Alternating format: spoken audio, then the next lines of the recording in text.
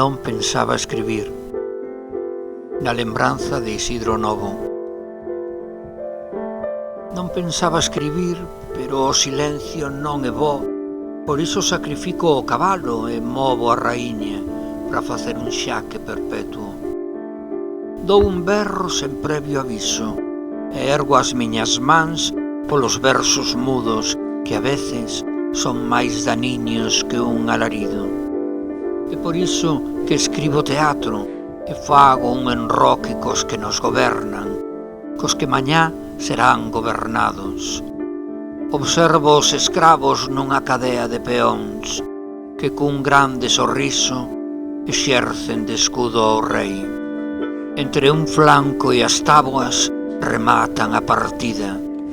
Recollo a testemunha e digo crise, e digo Isidro, e digo Novo.